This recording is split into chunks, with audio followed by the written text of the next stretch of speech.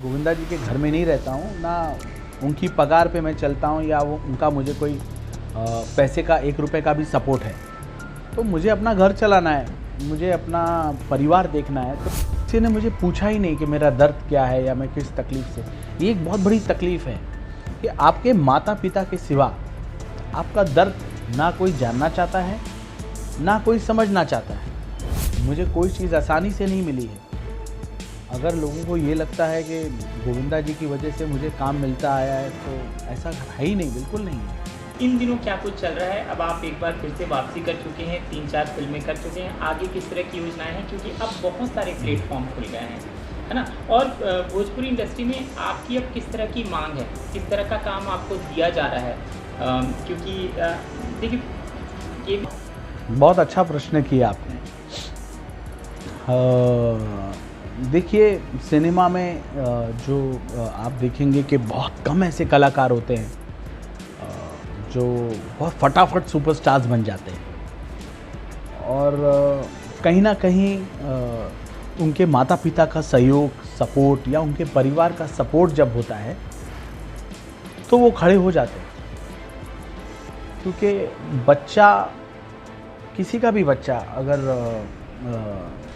उसके अंदर वो बात है तो वो इमीडिएटली वो चीज़ को ग्रैप्स कर लेगा, ऐसा ज़रूरी नहीं है। लेकिन अगर माता पिता का सपोर्ट ही ना हो या परिवार का सपोर्ट ही ना हो तो संघर्ष बहुत बड़ा हो जाता है। आज मेरा संघर्ष बहुत बड़ा हुआ। आज जब हिंदी फिल्मों से करते जब एक ऐसा समय आया कि जब मेरे पास 2-2.5 साल काम नहीं था, तो मुझे मेरे घर परिवार से किसी से सपोर्ट नहीं मिला कि विनय तुम ये फ़िल्म कर लो, या यार तुम घर बैठे हो, या तुम फिल्म क्यों नहीं कर रहे हो, या तुम्हें क्या तकलीफ़ है। तो किसी ने मुझे पूछा ही नहीं कि मेरा दर्द क्या है या मैं किस तकलीफ़ से। ये एक बहुत बड़ी तकलीफ़ है कि आपके माता पिता के सिवा आपका दर्द ना कोई जानना चाहता है, ना कोई समझना चाहता है। तो हमारी कंट्री के जितने बच्चे हैं वो बेचारे ऐसे ही सब मेरी तरह जो है उनका संघर्षमय जीवन है, या जिनके हैं वो लगाना नहीं चाहते पैसा, या वो करना नहीं चाहते, या क्या है आई डोंट नो। लेकिन मेरा बहुत ही संघर्षमय जीवन रहा है।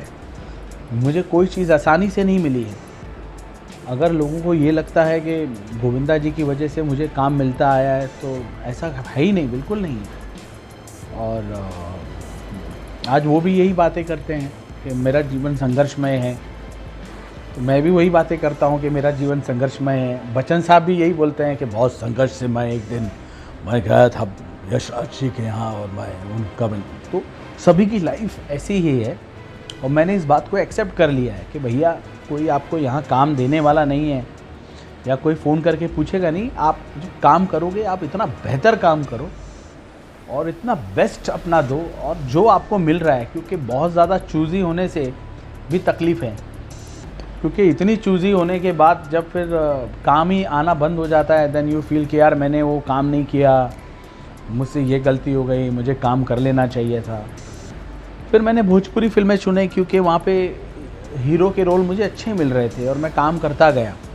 मैंने ये नहीं सोचा यार गोविंदा का भांजा हूँ, भोजपुरी में चला गया, अरे इतनी बड़ी फिल्में की। दिल ने फिर याद किया कि आमदनी 98 खर्चा रुपये की, क्योंकि I wanted to run my house. मैं गोविंदा जी के घर में नहीं रहता हूँ, ना उनकी पगार पे मैं चलता हूँ या वो उनका मुझे कोई पैसे का 1 रुपए का भी सपोर्ट है। तो मुझे अपना घर चलाना है, मुझे अपना परिवार देखना है। तो मेरा जीवन अपने आप में बहुत संघर्षमय था।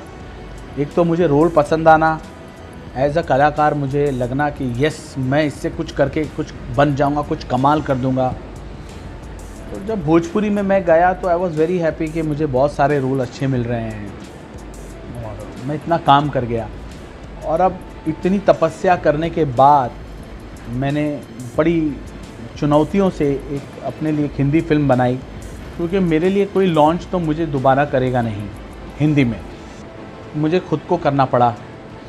और मैंने एक फ़िल्म बनाई है और मैं यही आप लोगों से निवेदन करूँगा कि मैं एक कलाकार हूँ, मैं मेहनत करता हूँ और इतना मुझे फिल्म इंडस्ट्री ने काम किया। जब मैंने हिंदी में काम किया उनके लिए भी आभारी हूँ जिन लोगों ने मुझे लिया। भोजपुरी में जिन लोगों ने मुझे 60-70 फिल्मों में इतने सारे डायरेक्टर्स, प्रोड्यूसर्स, इतने सारे फाइनेंसर्स, इतने सभी लोगों का एक इन्वॉल्वमेंट होता है एक फ़िल्म के लिए, और एक हीरो चुनना सबसे बड़ी बात होती है, क्योंकि वो एक ऐसा पिलर होता है आपकी फ़िल्म का कि पूरी फिल्म जो है आपके हीरो पे चलती है। और जब हीरो होता है तो उसके बाद भी बाकी के किरदार इम्पॉर्टेंट होते हैं, लेकिन हीरो इज़ अ हीरो। ये एक बहुत बड़ी चुनौती होती है, एक बहुत बड़ा चैलेंज होता है, और एज अ हीरो मैं इतना काम कर गया हूँ, और उसके लिए मैं आप लोगों का बहुत धन्यवाद करता हूँ। और यही कहूँगा कि अब OTT प्लेटफॉर्म्स है, मैं I would love to do web series films, मैं और बाकी के रीजनल फिल्मों में भी काम करना चाहता हूँ, क्योंकि मेरे लिए मूवी इज़ अ मूवी, चाहे वो कोई भी लैंग्वेज की हो। वेब सीरीज़ आई एन्जॉय, मैं खुद बहुत बड़ा प्रशंसक हूँ, फ़ैन हूँ। मैं बहुत सारी फिल्में देखता हूँ, मुझे बहुत अच्छा लगता है, मैं घंटों तक वेब सीरीज़ देखता हूँ।